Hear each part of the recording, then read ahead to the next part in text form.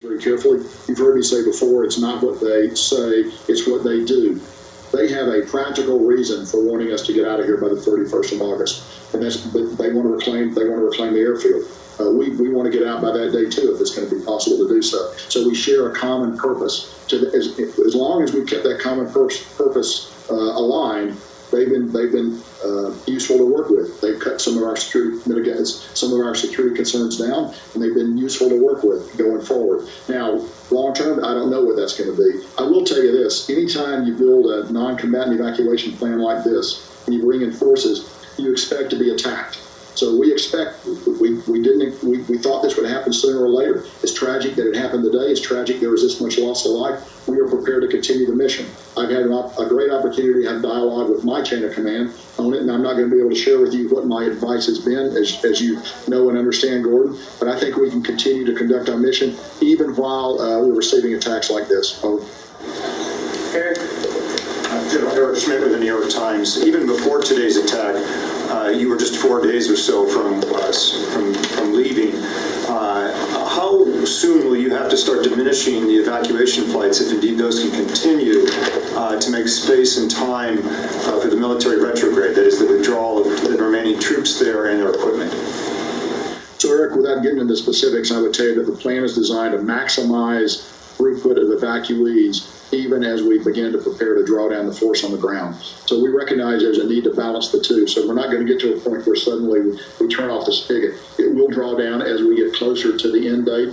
It's not useful for me to share that date with you right now when we will begin to draw down those flights, but we will do it at some point. At the same time, I want to emphasize again, the plan is designed to maximize pushing people out even as we reconfigure the force, continue to defend ourselves, and get ready to bring out our own equipment, ultimately our own military personnel.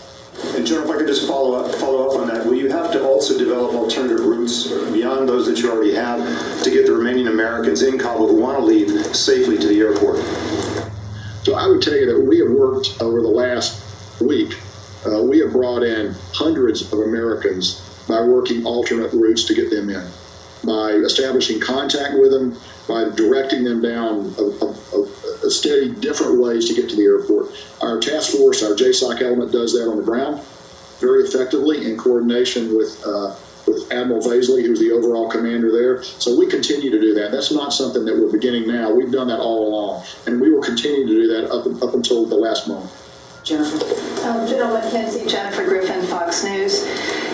Can you say, was there one or two suicide bombers at the Abbey Gate?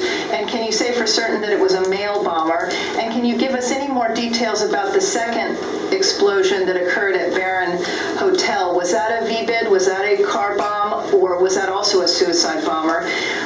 Finally, there are State Department employees who are side by side with U.S. Marines at that gate. Were there any other U.S. citizens killed in the attack? And why were the Marines so close together that so many were killed in one strike? So we think one suicide bomb at Abbey Gate. Don't know if it was male or female. I just don't have that information. Don't know much about the second bomb, except one went off in the vicinity of the Barron Hotel, which, as you're aware, is a deeply bunkered structure. And as far as I know, there were no UK military casualties as a result of that. There may have been Afghan casualties, and I'm sure there were Afghan casualties. But it will take us a little bit of time to actually learn how many Afghan casualties. We took some of them on board the installation. Many of them were taken to hospitals out in town. So what I see is what I get on open source reporting about the nature of those casualties. But we're trying to gather more information about it. So the last point, I would tell you, I don't know the size of the bomb, and the size of the bomb is directly related to how many people are going to be affected by the blast radius of the weapon. We're going to investigate that. As I've noted before, you're at the interface point there at these gates. Somebody's actually got to look someone else in the eyes and decide that they're ready to come in. And so we'll find out exactly what happened. Beyond that, I would not want to speculate at this time, Jennifer. Thank you. Any other American citizens from the State Department who were killed? None that I am aware of now. Okay, I need to go back to the phones. Laura Seligman. Hi, General. Thanks so much for doing this. A couple questions. First of all, can you tell me, we've heard reports of a third and possibly a fourth attack in Kabul today. Can you confirm those? And then also, can you tell us how exactly are you still conducting these evacuation flights? Are you concerned about manpads and other threats to the aircraft? First of all, indications of other attacks in Kabul, but we have not been able to run that information down. So we see it, we get open source reporting on it, but I can't confirm that there have been other attacks in Kabul away from HKIA today. We continue to take a look at that very hard. I will tell you this, the safety of our aircraft coming in and out is of paramount importance, because obviously you have the opportunity there for 450 or more people to die if you have a significant mishap with the aircraft. We know that ISIS would like to get after those aircraft if they can. We don't know that we don't believe they have a manpad capable of doing it. They have taken shots at our aircraft on occasion without effect. We think that's going to continue.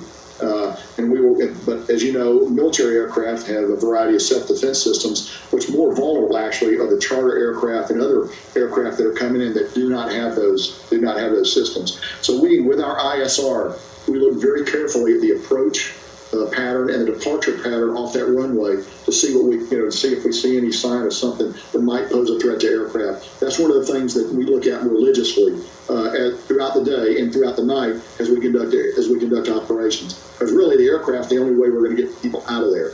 So we are keenly sensitive threats to our aircraft. Okay, we're going to take one more question. I'm sorry, guys, we got to keep moving. We're going to take one more question and then give the General a chance to close out. Idris? Sure, General, I know it's still early, but at this moment in time, how do you believe the suicide bombers have made it through several checkpoints, whether it was Taliban or Afghan forces, to the Marines? Do you believe it was a failure, or they were able to somehow evade them and make it to the Marines? Well, clearly, if they were able to get up to the Marines at the screen at the entry point of the base, there's a failure somewhere. It was a failure by, Taliban operate with varying degrees of competence. Some of those guys are very scrupulously good, some of them are not. I just don't know the answer to that question. But we will. You can be assured we're going to continue to take a look at it and try to make all our practices better as we go forward. Okay, General, sir, we're going to let the General close out. General, sir, for any closing thoughts you might have, sir. Hey, John, thanks. Again, I would just like to say today's a hard day. But the thing I come back to is the remarkable professionalism that the force on the ground is showing. As I've noted before, ultimately at these screening points in particular, you've got to get very up close and personal to the people that you're bringing out. There's no way to do that safely from a distance. And we should all just bear in mind that we've been doing it for well over a week. We've brought 104,000 people out. That's a tremendous number of contacts that every individual Marine, soldier, or sailor has had to have as we bring people aboard the airfield. It's a very heavy heart, that I do this conversation with you today. Nobody feels it more than me or the other members of the chain of command. We'll do everything we can to improve our practices there to make sure it's as safe as possible for our folks on the ground that are doing this dirty, dangerous work. John, thanks very much. Thank you, General. Thank you all. Appreciate it. General, will you take a couple questions? No, that's going to be the end of the end of the news conference, the briefing at the Pentagon. We heard from General Kenneth McKenzie, Marine General, head of USS CENTCOM, delivering some difficult news. 12 American service members among those killed in the suicide bombings in Kabul outside the airport area. 15 injured. There are an unknown of Afghans, civilian casualties as well. As it was described that in addition to the bombs, what they believe were ISIS gunmen opened fire on crowds of civilians and others. And we heard in the briefing among